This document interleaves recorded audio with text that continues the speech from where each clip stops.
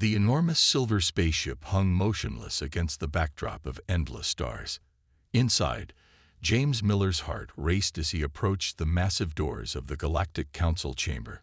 20 years of space exploration had led to this moment, but nothing could have prepared him for what lay ahead. The doors slid open with a soft hiss. Miller stepped into a vast circular room, his footsteps echoing across the polished floor. Above him, 12 different alien species sat in elevated positions, their eyes, some glowing, some multifaceted, some barely visible, all fixed upon him. Human James Miller, a voice boomed from above. It belonged to the head counselor, a tall being with crystalline skin that sparkled under the chamber's lights. You are the first of your kind to stand before this council. Today, we will assess humanity's place among the stars. Miller stood straight, his blue space uniform crisp and neat. He had practiced this moment countless times, but the reality felt far more intense. We are honored to be considered, he said, his voice steady despite his nerves. The assessment began without warning. Holographic displays materialized around Miller, showing Earth's history, technological progress, and biological data. The council members studied these displays with expressions Miller couldn't quite read. Your species is remarkably young, observed a counselor whose body seemed made of flowing liquid metal. Barely 50,000 years of conscious development. Another counselor, whose form was shrouded in swirling mist, added, their bodies are fragile. No natural armor, weak muscle density, limited sensory capacity. Miller wanted to object, but protocol demanded silence during the evaluation. He watched as they dissected human history, picking apart every detail of Earth's development. Their space technology is primitive, noted a bird-like being, its feathers shifting colors as it spoke. They still rely on chemical propulsion for most travel. No quantum drives, no fold space capabilities. The head counselor raised a crystalline hand, silencing the others. Human Miller, your species has achieved faster than light travel, which grants you the right to petition for council recognition. However, we must understand your potential contribution to galactic society. What do you believe humans can offer? Miller took a deep breath. This was his chance. We offer perspective, he said. Humans are adaptable. We see patterns others miss. We solve problems in unique ways. A ripple of what might have been amusement passed through the council. All species claim uniqueness, the liquid metal counselor stated. Yet we see your limitations clearly. Your bodies tire quickly. Your lifespans are brief. Your technology lags centuries behind the galactic standard. The assessment continued for hours. Miller stood his ground as they analyzed human art, music, mathematics, and sciences. He noticed they seemed particularly unimpressed by humanity's emotional nature, viewing it as a weakness rather than a strength. Finally, the head counselor rose. We have reached our decision. Based on our evaluation criteria, humanity is classified as a Class D civilization. Miller's heart sank. Class D was just one step above primitive species. It meant restricted travel rights, limited access to galactic technology, and minimal trading privileges. Your species requires significant development before it can meaningfully contribute to galactic society, the head counselor explained. You may maintain your current space presence, but expansion beyond your local cluster is prohibited until you achieve higher technological and biological standards. As Miller left the chamber, his footsteps heavier than when he entered, he couldn't shake the feeling that the council had missed something fundamental about humanity. They had measured everything they could see and count, but had they really understood what made humans special? Back on his ship, staring at the official Class D certification, Miller allowed himself a small smile. The council thought they had humanity figured out, measured, and classified.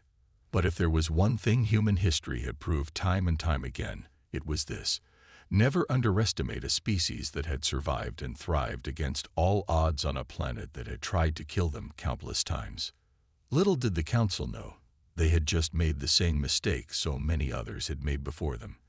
They had underestimated humanity's greatest strength, the ability to prove everyone wrong. 3 months after humanity's classification as a Class D civilization, chaos erupted across the galaxy. Miller sat in his small office at the Earth Space Command, watching emergency broadcasts from a dozen worlds. Strange spatial anomalies had begun appearing throughout various star systems, tearing holes in the fabric of space itself. Another colony lost contact, his assistant Tom reported, placing a data pad on Miller's desk. That's the 5th one this week. The Council's best scientists are stumped. Miller studied the report, his eyes narrowing at the patterns of destruction. These weren't random events. There was something familiar about them, but he couldn't quite place it. The emergency council meeting was called 2 days later. Miller attended as Earth's representative, though as a Class D species he was relegated to the observer section, far from the main council floor.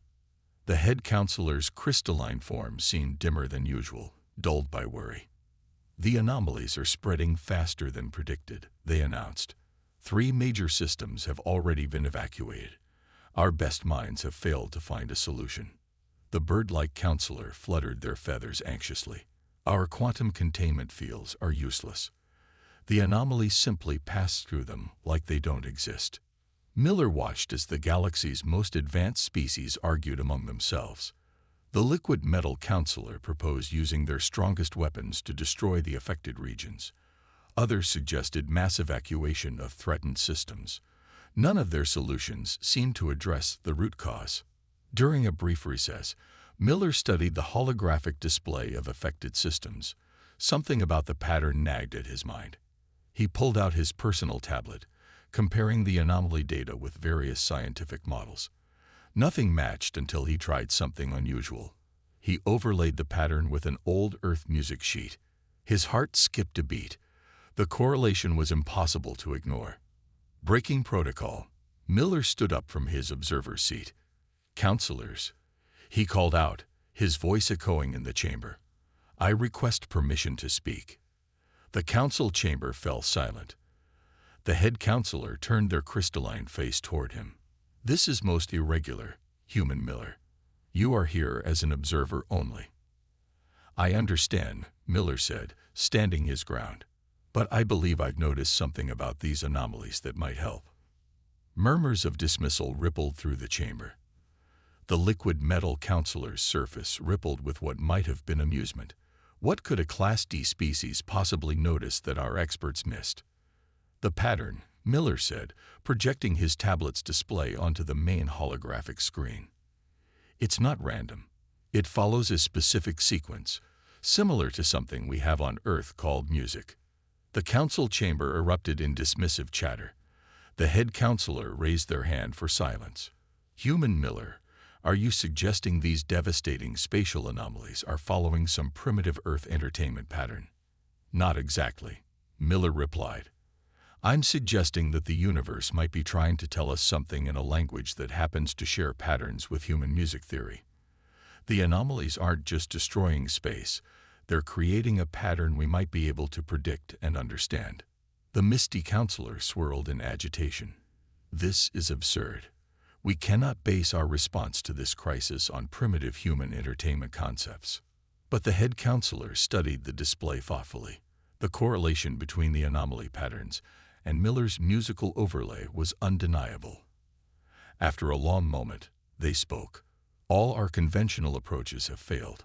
Perhaps we should consider unconventional alternatives." "Give me a chance," Miller said. "Let me assemble a team. If I'm wrong, you've lost nothing. If I'm right." He let the sentence hang in the air. The council chamber buzzed with discussion. Finally, the head counselor made their decision. "You have 1 standard month, Human Miller. But know this, if you fail, the consequences for Earth's standing will be severe." Miller nodded, already planning his next steps. They still didn't understand. When humans were backed into a corner, when the stakes were highest, that's when they did their best work. The galaxy was about to learn what humanity could really do. Back on Earth, Miller wasted no time. He stood in the conference room of the Space Command.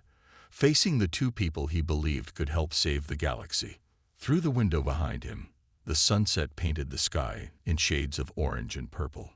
"You want us to what?" asked Anna White, Earth's leading expert in quantum harmonics. She pushed her glasses up her nose, staring at the data floating in the holographic display. Her wild curly hair seemed to match her confused expression. Next to her, Marcus Brown let out a low whistle. He was an engineer known for solving impossible problems, usually in ways that made other engineers question his sanity. "You're saying the space-time fabric is humming like a broken guitar string." "Exactly," Miller said, manipulating the hologram to show the pattern of anomalies. "Look at this. The destruction isn't random. It's following a sequence, like musical notes, but played by the universe itself." Anna walked through the hologram, her eyes darting from point to point. The Council's scientists probably missed this because they were looking for mathematical patterns based on quantum theories. They never thought to apply something as simple as music theory. "Simple." Marcus grinned, running his hand through his graying beard. "Music is anything but simple.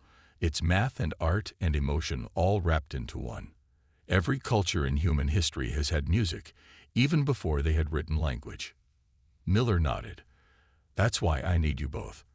Anna, you understand the science of how things vibrate at the quantum level. Marcus, you can build anything we can imagine.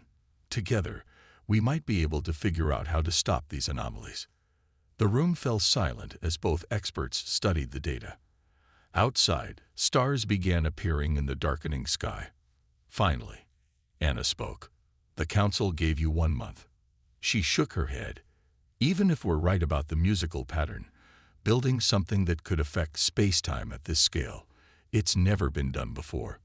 Marcus walked to the window, staring at the stars. "Never been done before." He turned back with a smile that Miller had learned to both love and fear. "Those are my favorite words. Besides, the Council already thinks we're primitive. We've got nothing to lose." Over the next 2 weeks, they worked nonstop. The lab became their home, filled with complex equations and half-built devices. Anna's calculations filled dozens of digital boards, mixing quantum physics with musical theory in ways that made traditional scientists scratch their heads.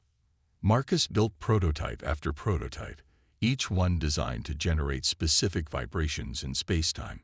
Most exploded. Some imploded. One turned briefly invisible. But with each failure, they learned more. "It's like tuning a cosmic instrument," Anna explained during one late-night session. "We're not trying to stop the anomalies. We're trying to help space-time find its harmony again." Miller watched his team work, amazed at how they approached the problem differently than the Council's experts. Where alien scientists saw chaos to be contained, humans saw music to be tuned. Where advanced species tried to fight the anomalies, humanity looked to work with them. On day 23, something changed. Marcus's latest device, which looked like a cross between a satellite dish and a pipe organ, produced its first stable results. The small test anomaly they'd created in the lab didn't disappear. Instead, it began pulsing in rhythm with the device's output. "It's working," Anna shouted, her eyes glued to the readings. "The anomaly is responding to our harmonic frequencies." Miller felt hope rise in his chest, but he knew their real challenge was still ahead. "Can we scale it up? The actual anomalies are millions of times larger than this test version." Marcus was already sketching modifications. "Give me 3 days. We'll need to commandeer every satellite factory on Earth, but I think I know how we can do it." As Miller looked at his team's excited faces, he realized something the Council had missed in their assessment. Humans weren't just physically adaptable. Their minds were too. Where other species saw problems, humans saw puzzles to solve. Where others saw chaos, humans found patterns. The Council was about to learn that sometimes the most primitive solutions were exactly what the universe needed. The Council chamber was colder than usual when Miller presented their findings. He stood before the elevated seats, with Anna and Marcus beside him, as their holographic demonstration played out in the center of the room. "You expect us to believe The liquid metal counselor's voice dripped with scorn, that these spatial anomalies can be fixed with music? Not exactly music. Anna stepped forward, her voice steadied despite her nervousness. We've discovered that space-time vibrates in patterns similar to musical harmonies. Our device can generate counter-vibrations to stabilize these disruptions. The bird-like counselor's feathers flashed red with anger. Absurd. We have spent centuries studying spatial mechanics. Your primitive understanding of physics cannot possibly. Test it, Marcus interrupted, earning shocked gasps from the observers. Give us one anomaly to test our device on. The proof is in the results, not the theory. The head counselor's crystalline form dimmed thoughtfully. Your proposal goes against all established scientific principles. We cannot risk making the situation worse by attempting such an unorthodox solution. Miller felt his frustration rising. While we debate, more systems are being evacuated. 3 more colonies lost contact just yesterday. What do we have to lose by trying? The Council has already deployed our finest minds to implement proper containment procedures. The misty counselor swirled agitatedly. We cannot divert resources to experiment with primitive Earth theories. After 2 hours of debate, the Council's decision was final. Request denied. Back on their ship, Miller paced the command deck. Through the viewport, he could see the massive Council station hanging against the stars. They're too set in their ways, he muttered. They'd rather fail conventionally than succeed unconventionally. Anna looked up from her datapad. The anomalies are spreading faster now. At this rate, they'll reach Earth's sector in less than 2 weeks. Marcus, who had been unusually quiet, suddenly smiled. You know, he said slowly, they never actually ordered us not to try our solution. They just refused to help. Miller stopped pacing. What are you suggesting? We have the plans. We have the prototype. Earth's factories have already built the components. Marcus's eyes sparkled with determination. Why ask for permission when we can ask for forgiveness? Anna's eyes widened. You want to deploy the device without Council approval. That's completely against galactic law. We could lose our Class D status entirely. If these anomalies aren't stopped, there won't be any status to lose, Miller said quietly. He walked to the main console, his decision made. Plot a course to the nearest anomaly. We'll test our device there. The next 12 hours were a blur of activity. Their ship, loaded with Marcus's device, slipped away from the Council station. They received multiple warnings about unauthorized departure, but Miller ignored them all. As they approached the edge of controlled space, a Council enforcement vessel appeared on their sensors. This is your final warning. The alien captain's voice crackled over the comm. Return to authorized space immediately or face severe consequences. Miller looked at his team. Anna nodded firmly. Marcus gave a thumbs up. Computer, send our prepared message to Earth, Miller commanded. The message was simple. If we're not back in 3 days, launch the backup plan. Then he turned to the comm. Enforcement vessel. This is James Miller. We are proceeding with our mission. You can either help us save the galaxy, or you can try to stop us. Your choice. Without waiting for a response, he ordered maximum speed. Their ship shot forward, leaving the enforcement vessel behind. They were now officially rebels against the Council's authority, but Miller felt strangely calm. Sometimes the right thing to do wasn't the authorized thing to do. As their ship raced toward the nearest anomaly, Miller remembered an old Earth saying, "It's better to beg forgiveness than ask permission." He just hoped they'd be alive long enough to do either. The anomaly hung before them like a tear in the fabric of space itself, its edges shimmering with strange lights. Miller's ship maintained a safe distance as Marcus and Anna made final adjustments to their device in the cargo bay. All ships, halt your approach immediately. The Council enforcement vessel had caught up with them. 3 more patrol ships appeared on their sensors. This is a restricted zone. Your actions are in violation of Council law. Miller ignored the warnings. How much longer? He asked over the ship's internal comm. 5 minutes, Marcus replied, his voice tense with concentration. Anna's calculating the final harmonic frequencies. Once we activate this thing, we'll only have one shot before it burns out. The patrol ships moved to surround them. This is your final warning. Power down your systems, or we will be forced to take action. Anna's voice came over the comm. We're ready. But Miller, we need to be closer to the anomaly. Much closer. Miller's hands tightened on the controls. Getting closer meant passing the patrol ships and moving well within the anomaly's dangerous range. No ship that had ventured that close had returned. Everyone, strap in, he ordered. Then he fired the engines. The ship shot forward, diving between two patrol vessels before they could react. Warning shots flashed past their hull. The anomaly grew larger in their viewport, its swirling energies casting strange shadows through the ship. Distance to anomaly, 1,000 kilometers, the computer announced calmly. 800 kilometers. 600 kilometers. The ship began to shake. Red warnings flashed across every console as the anomaly's power affected their systems. In the cargo bay, Marcus and Anna worked frantically to keep their device stable.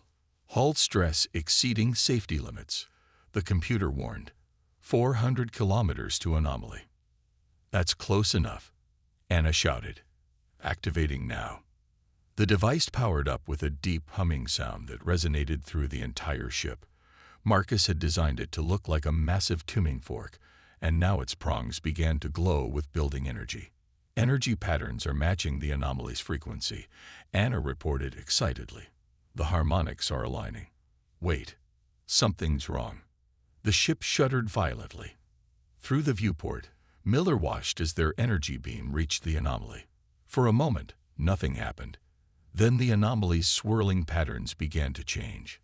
It's working. Marcus yelled. The anomaly is responding to our frequencies. But Anna's voice was worried. The power drain is too much. Our ship's engines can't maintain this level of output. Miller watched as their power levels dropped dangerously low. The patrol ships hung back, their crews probably watching in amazement as the human vessel attempted something their advanced civilizations hadn't dared. Reroute everything, Miller ordered. Life support, artificial gravity, everything except basic systems to keep us alive. Give the device all the power we've got. The ship's interior went dark as systems shut down one by one.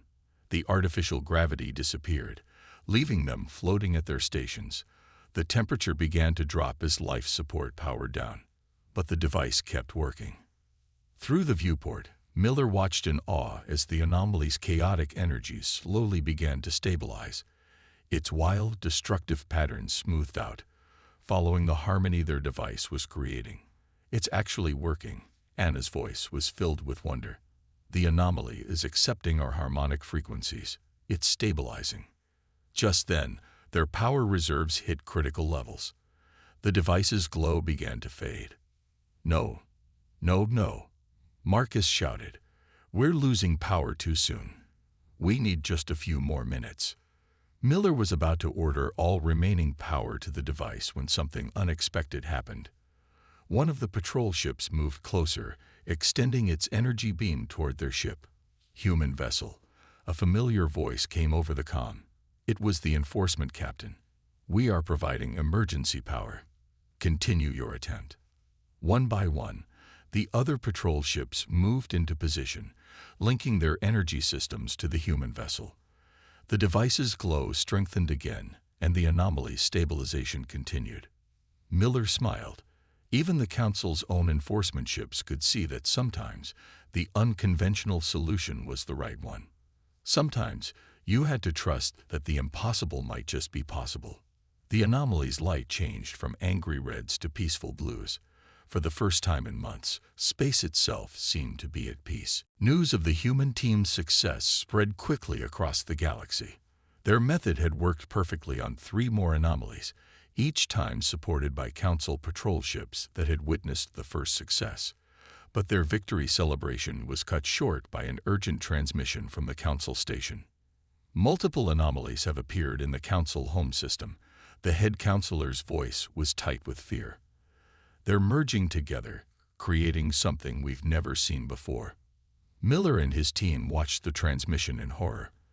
The holographic display showed dozens of anomalies combining into one massive distortion, directly threatening the heart of galactic civilization. The Council's greatest weapons had no effect. The liquid metal counselor reported, their usually smooth surface rippling with anxiety. "Our best scientists are helpless. We request your immediate assistance." Anna studied the readings. "This is bad. The combined anomaly is thousands of times larger than anything we've dealt with before. Our device wasn't built for something this big. Can we make it bigger?" Miller asked, turning to Marcus. The engineer shook his head. "Not in time." But his eyes lit up with that familiar crazy idea look. "What if we didn't need to?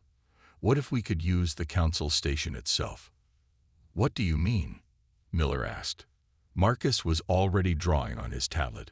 "Their station has the most powerful energy core in the galaxy. If we could modify it to work with our harmonic technology." He looked up. "We'd have to rebuild our device's key components inside their station, right in the Council chamber itself." "They'll never agree to that," Anna said. But Miller was already opening a channel to the Council. To his surprise, they responded immediately. Minutes later, their ship docked at the Council station. The situation had grown worse. The massive anomaly was now visible from the station's windows, its swirling energies casting an eerie light through the usually bright chamber. The Council members watched nervously as Marcus and his team tore into their sacred chamber systems, connecting their primitive technology to the station's advanced power core. Anna worked frantically at a console, calculating the necessary harmonics for an anomaly of this size. "This goes against every regulation," the bird-like counselor muttered, but there was no real protest in their voice. Not with destruction literally at their doorstep. "Ready for power-up," Marcus announced after 2 hours of work. The chamber now looked like a strange mix of advanced alien technology and what appeared to be a giant musical instrument. The head counselor stepped forward. "The station's power is yours to command. But know this, if you fail, the core will be depleted. We will have no second chance." Miller looked at his team. Both nodded. "We understand." Beginning power-up sequence. The chamber hummed with energy as their device drew power from the station's core. The sound grew until it became a physical presence, making everyone's bones vibrate. Harmonics aligned. Anna shouted over the noise.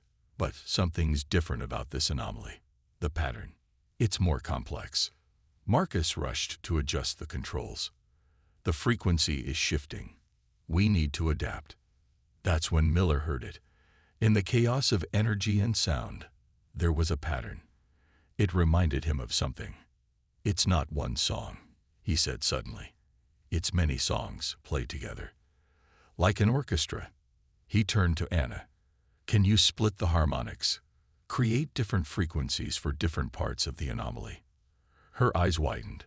"Like a symphony." Yes, I think I can." The chamber's lights flickered as Anna rapidly reprogrammed their device. Marcus adjusted the power flow to match her changes.